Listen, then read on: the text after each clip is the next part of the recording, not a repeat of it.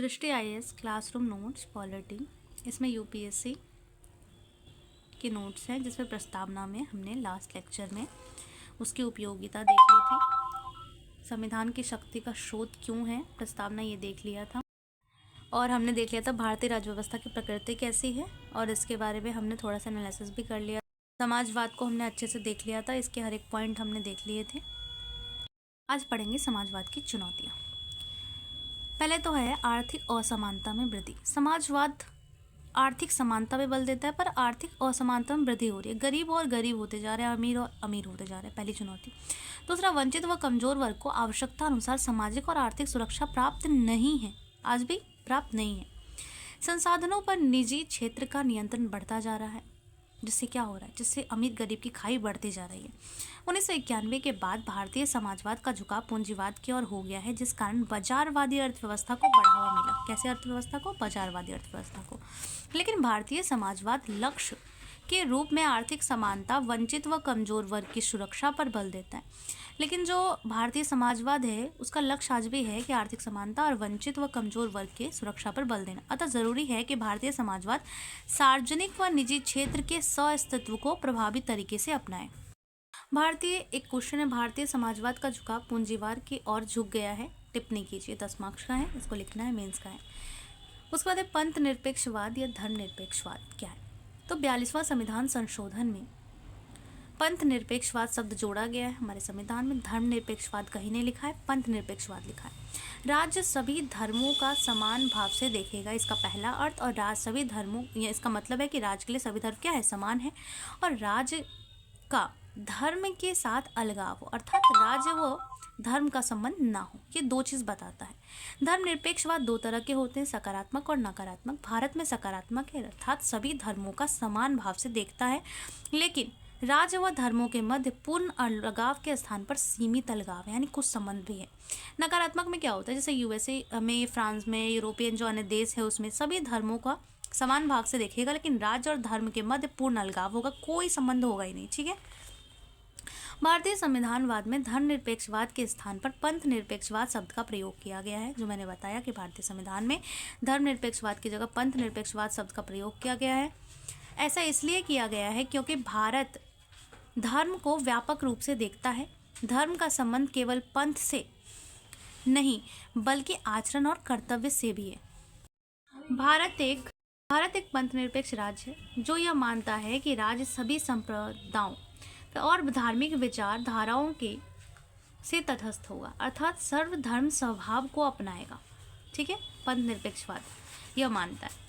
भारतीय पंथ निरपेक्षवाद सकारात्मक और उदार है। कैसा है? सकारात्मक उदार है क्योंकि भारत राज्य और धर्म के बीच सीमित अलगाव को अपनाता है। कैसे अलगाव को? सीमित अलगाव को, जिसके तहत भारत बहुलतावाद का समर्थन करता है, धार्मिक स्वतंत्रता और सार्वजनिक व्यवस्था में संतुलन को अपनाता है। भारत का धर्मनिरपेक्ष अल्पसंख्यक अधिकारों की सक्रिय सुरक्षा भी करता है, और भारत का जो धर्मनिरपेक्ष है वह अल्पसंख्यक अधिकारों की सक्रिय सुरक्षा भी करता है, जैसे आर्टिकल 29-30 में अल्पसंख्यकों को शैक्षणिक संस्थाओं की स्थापना का अधिकार दिया गया है। अतः भारत में विभिन्न धर्मों को अपने विश्वास के अनुकूल धार्मिक अनुसरण करने की आज़ादी है, यानी भारत में कोई भी धर्म अपने विश्वास के अनुसार अनुसरण कर सकता है किसी भी धर्म का, लेकिन यह आज़ादी युक्तिगत निबंधन सहित है, यानी इस पर कुछ रिस्ट्रिक्शन भी है। क्या रिस्ट्रिक्शन है? अतः भारतीय धार्मिक स्वतंत्रता पूर्ण नहीं बल्कि सीमित, समन्वयकारी और समावेशी है। इस पे जो है स्वास्थ्य के, लोक व्यवस्था के और सदाचार या नैतिकता के आधार पर निर्बंधन लगाए जा सकते हैं। पश्चिमी देशों में नकारात्मक धर्मनिरपेक्षवाद को अपनाया गया है। नकारात्मक धर्मनिरपेक्षवाद उदार नहीं बल्कि कठोर होता है। नकारात्मक धर्मनिरपेक्षवाद का समर्थन फ्रांस करता है। प्रायः फ्रांस में सार्वजनिक क्षेत्र में धार्मिक अभिव्यक्ति को लेकर कठोर प्रतिबंध है, यानी फ्रांस में जो है वो सार्वजनिक जो भी अभिव्यक्ति है उसको लेकर कठोर क्या है, धार्मिक प्रतिबंध है। फ्रांस में सार्वजनिक क्षेत्रों में धार्मिक अभिव्यक्ति को लेकर के जो है काफ़ी कठोर प्रतिबंध है।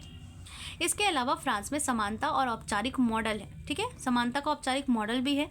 विशिष्ट संरक्षण का अभाव है, वहाँ पे कोई विशिष्ट संरक्षण नहीं है, क्योंकि फ्रांस में भारत की तरह अल्पसंख्यकों को विशेषाधिकार नहीं दिए गए हैं और फ्रांस बहुलतावाद का भी समर्थन नहीं करता है।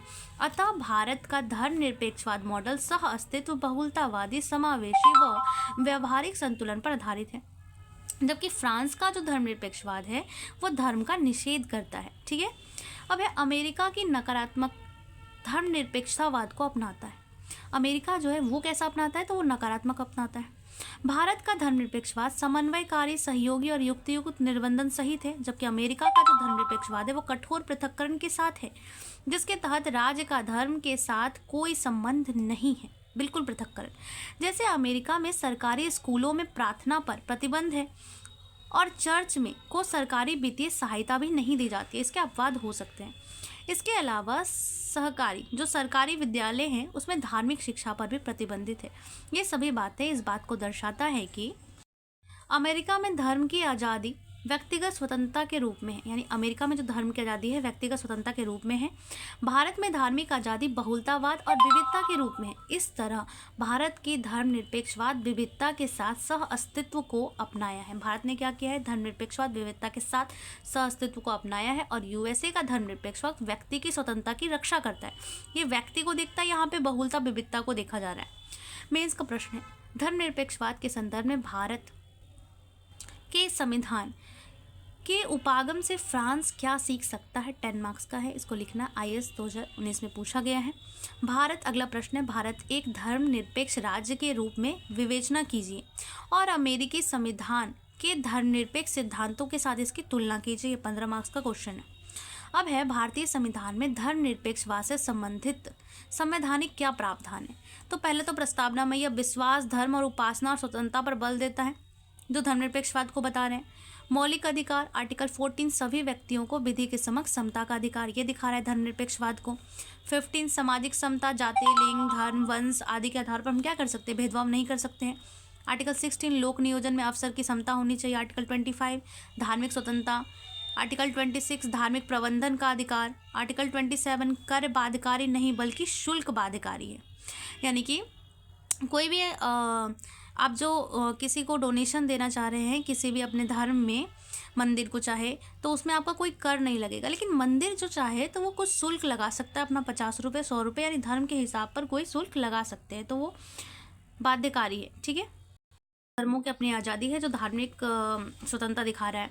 उसके बाद है आर्टिकल 28 पूर्ण रूप से सरकारी संस्थानों में धार्मिक शिक्षा नहीं दी जाती है, लेकिन जो अन्य संस्थान होते हैं जो अल्प रूप से सरकारी हैं या किसी धार्मिक संस्थान है तो उसमें दी जा सकती है। आर्टिकल 29 भाषा, लिपि और संस्कृति संरक्षण का अधिकार।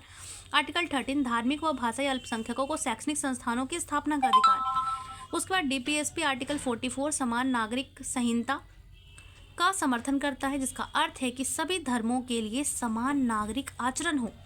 आर्टिकल 326 सार्वभौमिक वयस्क निर्वाचन प्रणाली की बात करता है।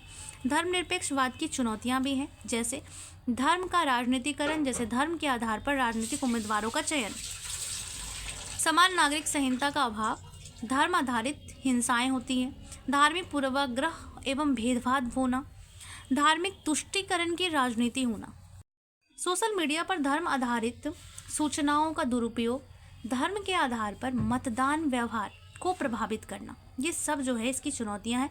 एक प्रश्न में इसका, भारतीय संविधान किसी धर्म को राज्य धर्म के रूप में मान्यता नहीं करता, प्रदान नहीं करता, लेकिन व्यवहारिकता में यदा कदा ऐसी प्रवृत्तियों ने जन्म लिया है जिससे भारतीय पंथ निरपेक्षवाद का स्वरूप प्रभावित हुआ है। वर्णन कीजिए, इसको लिखेंगे आप लोग। Thank you.